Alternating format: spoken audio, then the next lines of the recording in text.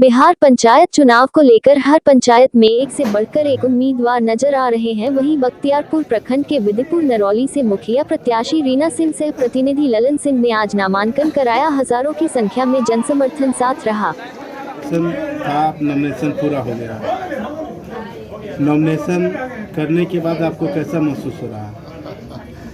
Nomination करने के पहले ही जो महसूस हो रहा था अभी भी वही महसूस हो रहा है और उसमें कोई चेंजेस नहीं है।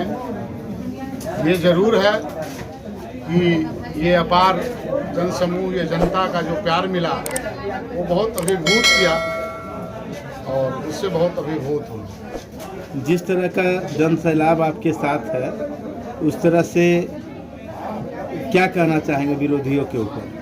अब हम विरोधियों को तो ये संदेश जनता देती है और संदेश 29 तारीख को मिलेगा। अगर अभी भी उनके समझ में नहीं है तो आप देख सकते हैं कि जब एक नॉमिनेशन पे जनता खुद ब खुद चल के आज ये 3000-4000 की जनता यहाँ पहुँची है, वो वोटिंग के दिन क्या करेगी इससे आप अंदाज़ा लगा सकते हैं। और विरोधियों को मैं कुछ क्या नहीं कहना चाहता, उनको इनसे ही सबक ले लेना चाहिए, सीख ले लेना चाहिए। आप इसके लिए जनता को अब क्या कहेंगे?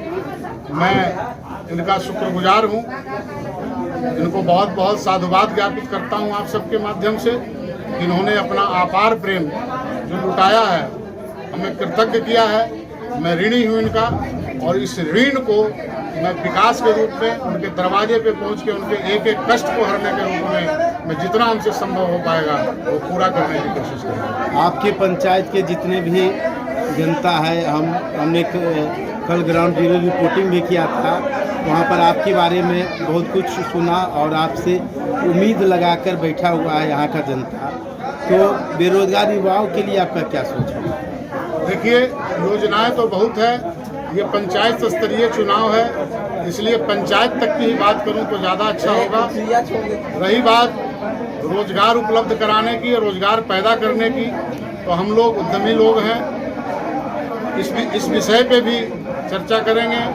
कई चीज़ें क्षेत्र में जो नहीं है, डिग्री कॉलेज नहीं है, कहीं हाई स्कूल स्वीकृत है और वो बन नहीं पाया किन्हीं कारणों से, और ऐसे तमाम सारे रोड, रास्ते, कनेक्टिविटी गांव की जो है पहले तो इन पे ध्यान देना होगा और साथ साथ में वो भी काम होगा। लोगों का यहाँ तक यह कहना है कि हम लोग इसलिए भी इनके साथ जन सैलाब के साथ हैं और हम लोग पूरा समर्थन कर रहे हैं क्योंकि कहीं ना कहीं रोजगार से नाता देखते हुए आपकी जो हिस्ट्री रहा है, जो आप एक बिजनेसमैन रहे हैं और आपसे बहुत सारे लोग लाभान्वित भी हुए हैं, उस नज़रिए से अभी भी आपको देख रहे हैं कि भाई जीतने के बाद जिस तरीके से आप अभी भी काम कर रहे हैं उस तरह से उस समय भी करेंगे। क्या लगता है? बिल्कुल, ये मेरा स्पष्ट मानना है कि सिर्फ सरकार की योजनाओं से और सरकार के दिए गए कार्यक्रम से ही क्षेत्र का विकास नहीं हो सकता। उसके लिए हर घर में और हर युवा के हाथ में रोजगार जरूरी है और उसके लिए निश्चित तौर पे जो हमसे बन पड़ेगा और जो करते आया हूँ उससे भी बढ़ चढ़ के उसके लिए मैं कोशिश करूँगा। आप एक बिजनेसमैन थे, आप ये राजनीतिक गलियारे में कैसे पहुँचे?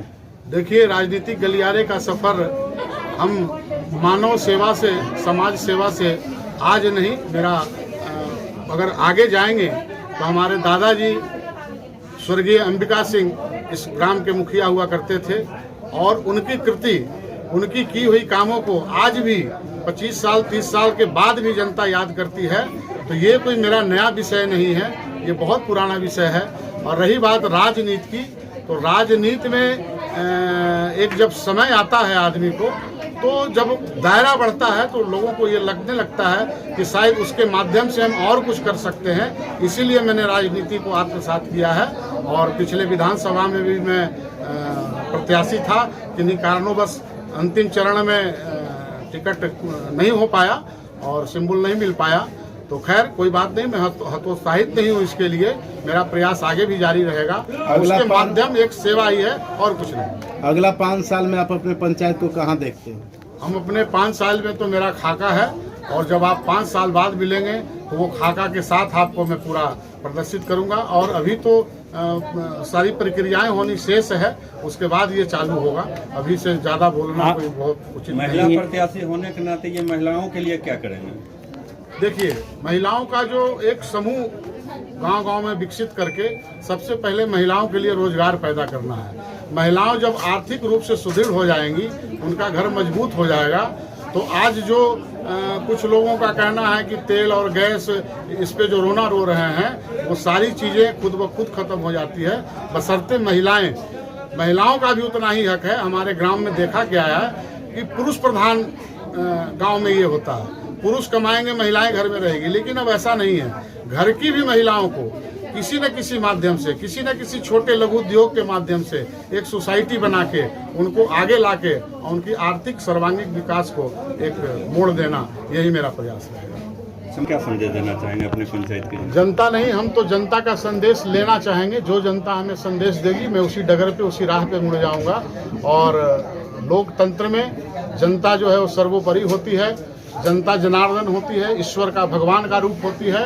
तो मुझे उनके पीछे चलने में जो मजा आएगा, हमारे पीछे उनको चलने में मजा नहीं आएगा। मैं इस पे विश्वास रखता हूँ। ललन भैया जिंदाबाद, जिंदाबाद, जिंदाबाद, जिंदाबाद, रीना सिंह।